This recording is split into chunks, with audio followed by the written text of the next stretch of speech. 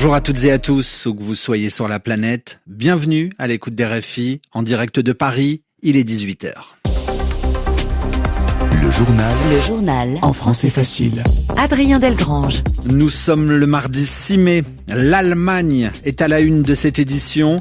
Les députés allemands ont finalement élu, il y a 2 heures, leur chancelier, l'équivalent de chef de gouvernement. Il s'appelle Friedrich Merz. Dans l'actualité aussi, le Yémen, ce pays du Moyen-Orient, situé au sud de l'Arabie Saoudite, a été bombardé par l'armée israélienne, tuant au moins 3 personnes selon les Houthis. Dans ce journal, nous nous intéresserons par ailleurs à la venue demain à Paris du président syrien. Et puis enfin, nous parlerons de football européen, pour une place en finale de la Ligue des Champions.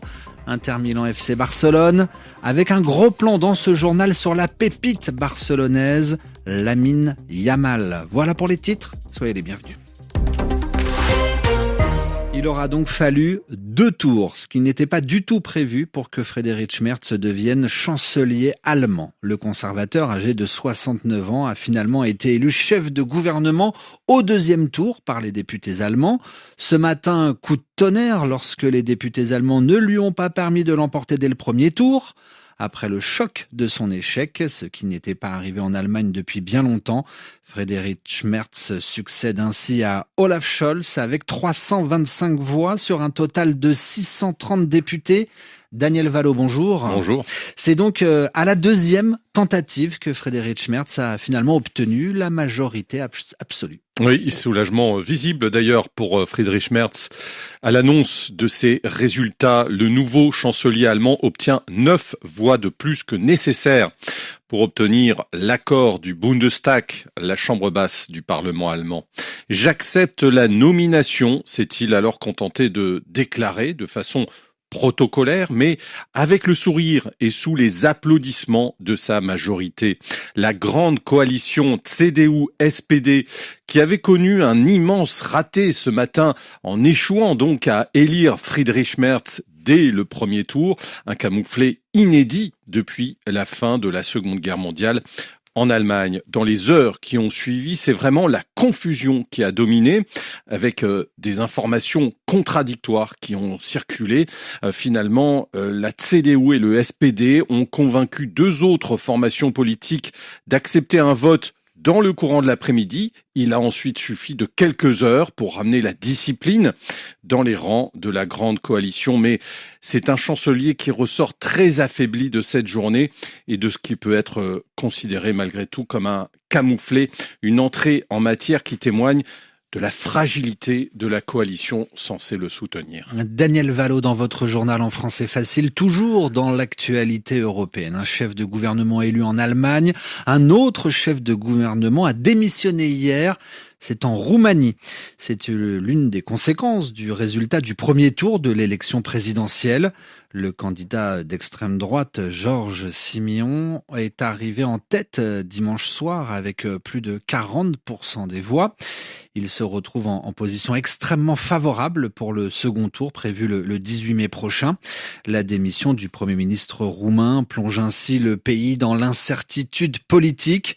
Avec cette nouvelle percée de l'extrême droite en Europe, la réaction des eurodéputés actuellement réunis à Strasbourg. Notre correspondant Jean-Jacques Herry leur a posé la question dans les couloirs du Parlement. Une bien mauvaise nouvelle pour l'Europe et pour les Roumains. Voilà comment Christoph Grüdler, député européen Renew et membre de la Commission des Affaires étrangères et de la Défense, accueille les derniers événements de la vie politique roumaine. Le Premier ministre a bien fait de démissionner. Il était désavoué par le vote. Monsieur Siméon est un adversaire de l'Europe qui est là pour casser l'Europe. Il soutient les Russes face à l'Ukraine.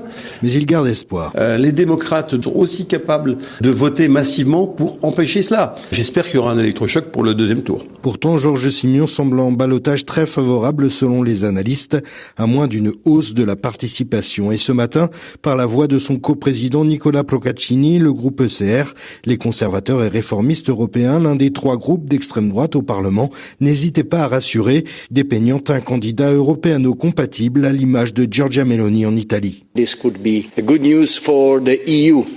Cela pourrait être une bonne nouvelle pour l'Union européenne. Il ne souhaite pas un départ de la Roumanie de l'UE. Il est en faveur de l'OTAN et il défend la cause ukrainienne. Pourtant, l'homme a clairement répété durant la campagne sa volonté de mettre fin à l'aide militaire à son voisin ukrainien, fustigeant régulièrement les bureaucrates bruxellois. Jean-Jacques Herry, Strasbourg, RFI. À l'écoute de Radio France Internationale en direct de Paris, il est 18h05. La suite de ce journal au Moyen-Orient, Israël a bombardé dans la journée le Yémen. L'armée israélienne dit avoir frappé l'aéroport de Sanaa, mais aussi une centrale électrique située non loin de la capitale yéménite. Des tirs de missiles en réponse aux attaques des rebelles Houthis sur Israël le week-end dernier. Des frappes aujourd'hui, en tout cas, qui ont causé la mort d'au moins 3 personnes, précisent les Houthis. À la suite du tir de missile Houthi dimanche dernier contre l'aéroport international Ben Gourion de Tel Aviv, nous apprenons que la compagnie aérienne Air France a décidé de prolonger jusqu'au 13 mai la suspension de ses vols entre Paris et Tel Aviv.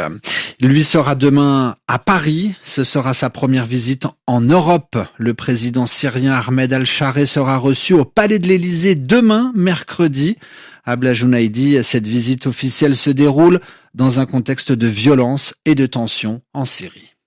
La semaine dernière, la France a condamné les violences visant la communauté druze de Syrie. Ces violences sectaires, qui visent les membres d'une religion, ont fait plus de 100 morts selon l'Observatoire syrien des droits de l'homme. Elles sont le fait des forces affiliées, associées au nouveau pouvoir. Le responsable des druzes en a appelé à une intervention internationale, mais c'est Israël qui s'est chargé d'intervenir militairement la semaine dernière. Plus de 20 frappes sur des sites militaires et un tir aux abords du palais présidentiel.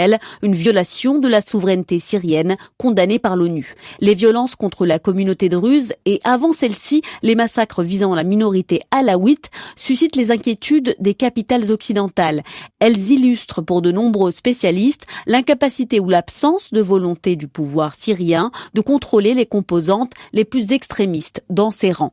Les autorités françaises assurent qu'elles mettront à profit la visite d'Ahmed el-Charah, ancien chef du groupe djihadiste le Front al-Nosra, pour exprimer à nouveau ses attentes. La présidence française entend les promesses de Damas de protéger les civils, mais elle attend des actes, notamment pour punir les auteurs de ces exactions, de ces crimes.